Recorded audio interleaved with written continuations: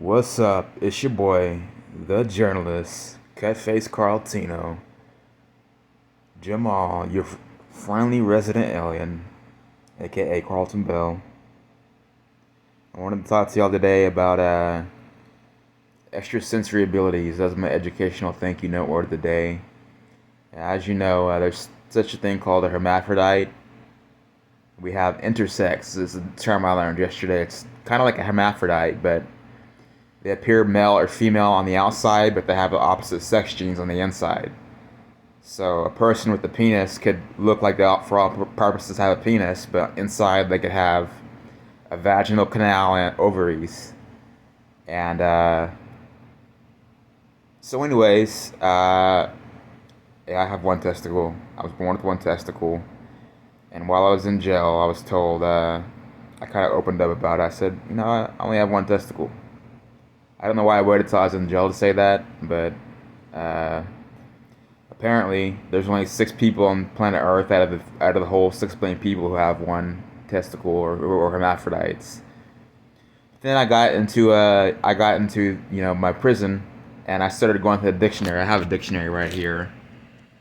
I don't know if you saw that or not, but I came across terms talking about estrus, estrogen, and I forget what the other one was called. There's a term that means to turn a body part inside outwards, but apparently it means it's something that happens while you're in the womb.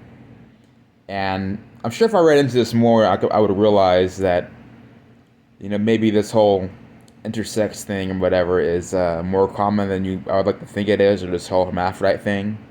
Because in the 7th grade, I was doing sex ed, right, and I had the science book open, and everyone's like, "Oh, look, you got the testicles and the ovaries," and it had like a rough outline of the girl's boobs, and I'm looking at the testicles, right, and the ovaries, and it was showing the undescended testicles in the male's body, then the ovaries in the female's body, and I'm like, it kind of looks exactly the same, but before the testicles are dropped, because literally it looks like two ovaries that develop into the testicles, and then drop down later on.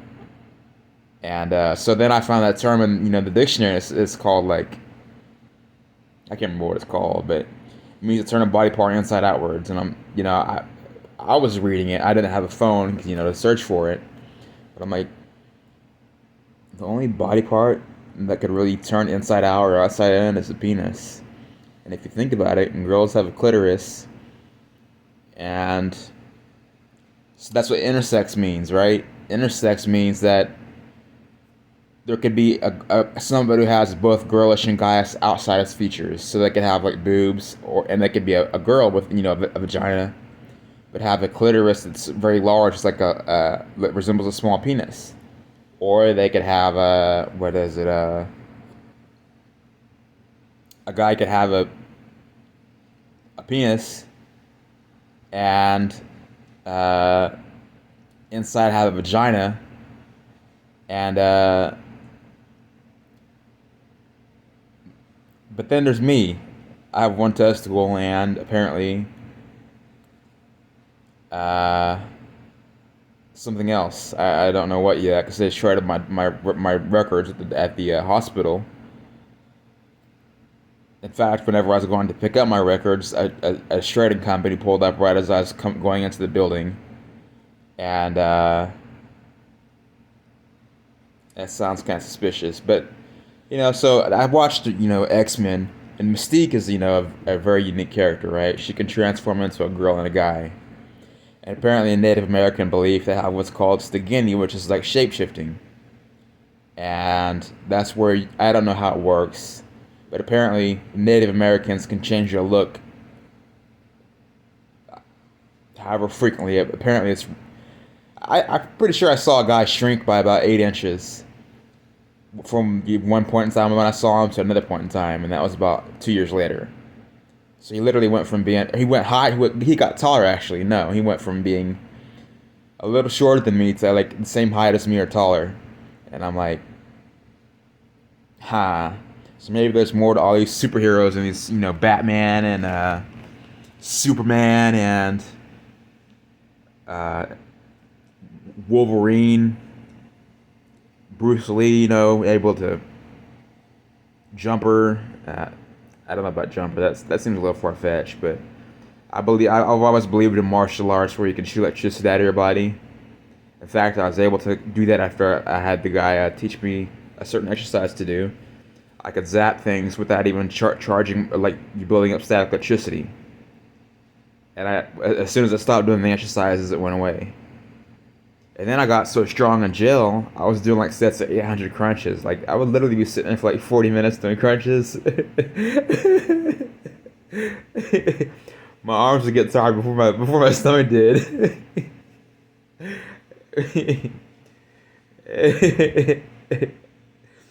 And then so apparently you see in the movies all these people who have these weird abilities, right?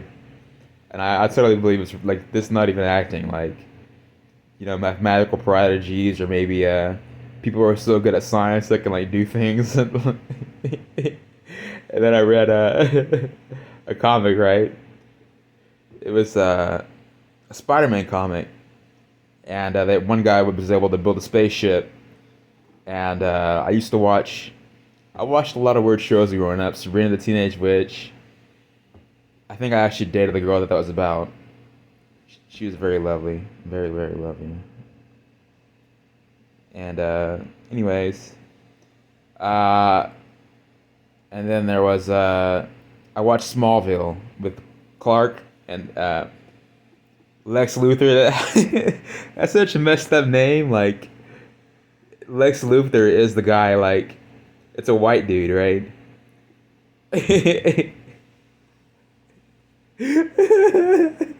And Lex Luthor pulls up in like a convertible car to a black college, and he pulls up and there's a black school president there who runs the school, and he goes, "Luther, I better not see you at the."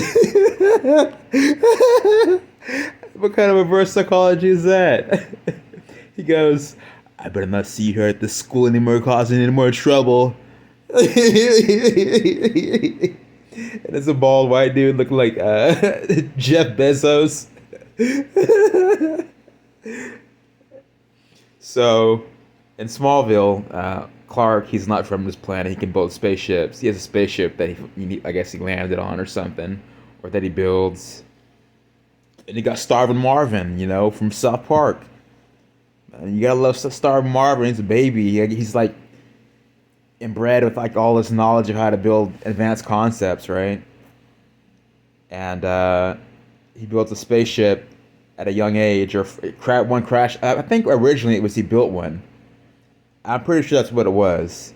But then when I went back and watched it later, it changed, and he found one, and he knew how to pilot it, right? So he got on it and was like flying around in that space, and the CIA came to pick him up. He was always outsmarting everybody. But anyways, so, you know, I want to go back to this intersex hermaphrodite thing, because I was given a book talking about hermaphrodites, and I decided to finally start searching over it, right? I figured what better place to search about hermaphrodites than Pornhub. I said, bam! Hermaphrodite porn, right? And I searched for it, and there was girls that had, I don't know why I said a girl, right? Apparently, if you want to describe what it was, I'm maybe mature about it. It was a human that had a penis, and under the penis there was an opening with the vagina, and they could literally push their penis down into their vagina and push it inside their vagina. And they had no testicles. And I think in one episode of South Park or Family Guy, Stewie goes, "Hey, I wonder if I could turn my penis inside out by pushing it inside." He pushed his penis inside, right? And he goes, "Oh, it worked! Oh, how lovely!" And then he goes, "No, wait, it popped back out." And then, so you know, I hope if you're a kid and you're watching this, you could be really good at sex ed when you're older. But and then there's me, and there's like the sinister, there's like the side of me that realizes that the government plays all kinds of mind games with people.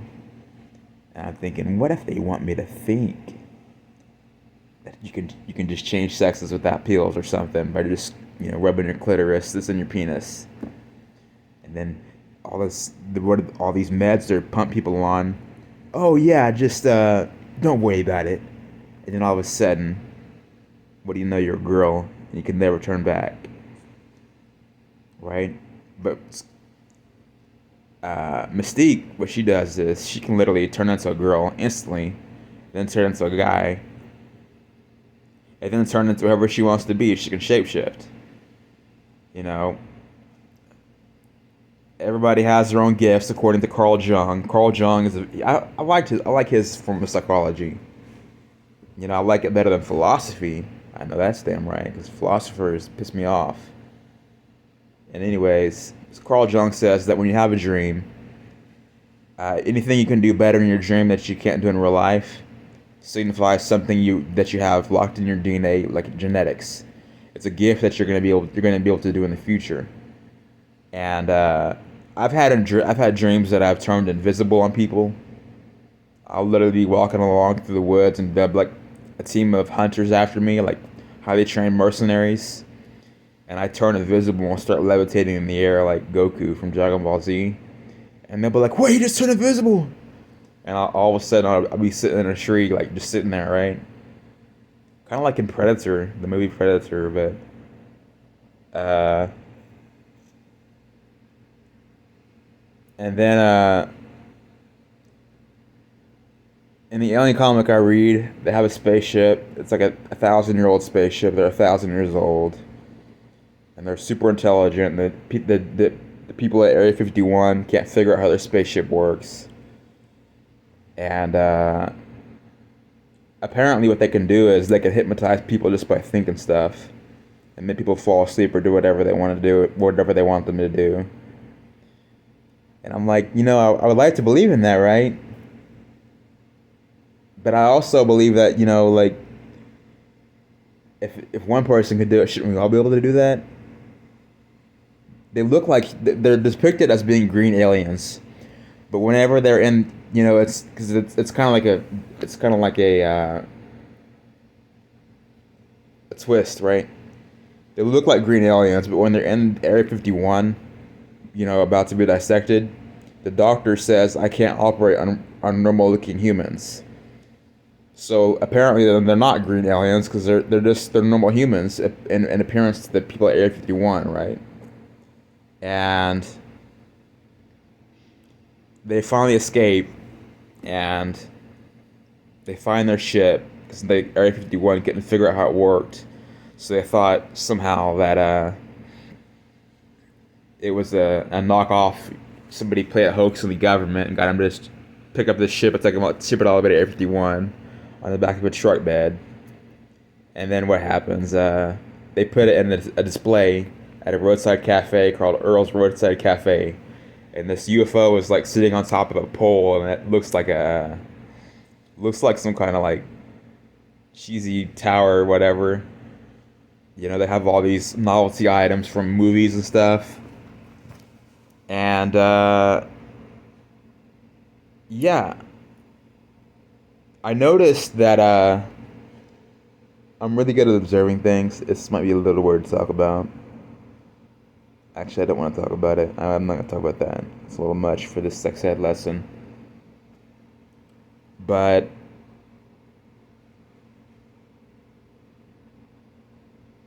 what if you could, like, what if a girl could just, like, somehow stimulate a certain part of her sexual pleasure centers and, like, turn her clitoris larger and larger and larger until eventually it turns into a penis? And then, like, through some kind of meditation or something, get so good at it like they do it instantly. But no, the untrustworthy side of me realizes that the government likes to perform biological experiments on humans. I'm not gonna fall victim to that, because I am human. I may be really smart, you know.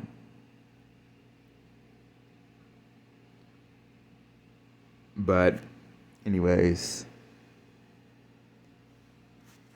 So, anyways, the estrous cycle in females and reptilians or reptiles, uh, I think I honestly failed biology, but it says that I thought it was referring to estrogen in a female, like a human.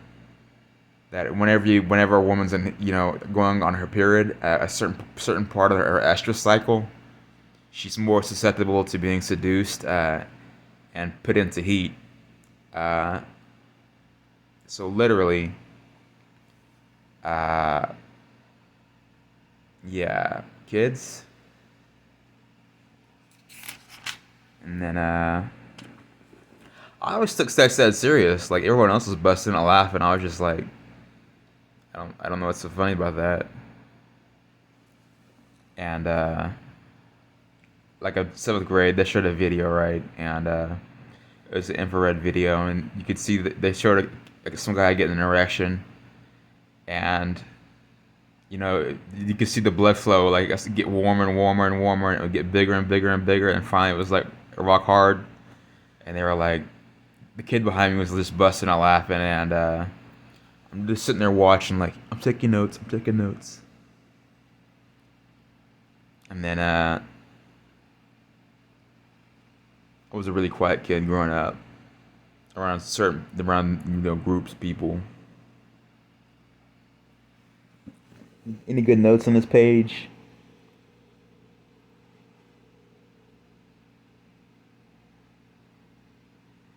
Nah.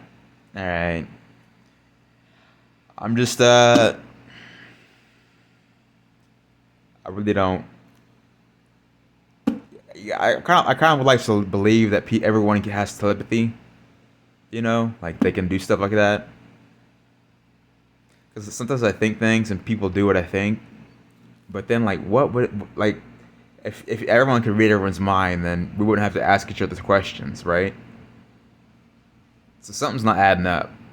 Because like if I could just think something, then you could think it right back, right? But then I have people coming up to me and they're like, "Hey, do you happen to have time?" I'm like, "Bro, couldn't you just like read my mind?" And then they go, "Uh, where's all the oxygen in the water on the moon?" There's no water on the moon. Where's the water on the moon? Knowing damn good and well, if you pick up the Elements Bible by Rebecca Mileham, it will tell you that oxygen combines with rocks in the lower layers of the Earth's crust and forms ore. And the moon was created from the Earth's crust whenever a giant asteroid crashed into Earth and knocked a chunk of Earth out of outer space, which became the moon.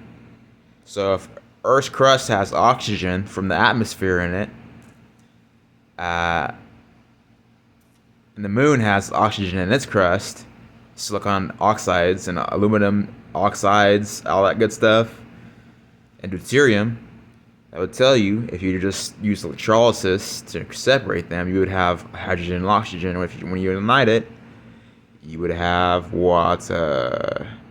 So literally, I'm working on my paralysis right now, and if you try to steal any of my shit parts, it might backfire on you. So, beep beep, cabby.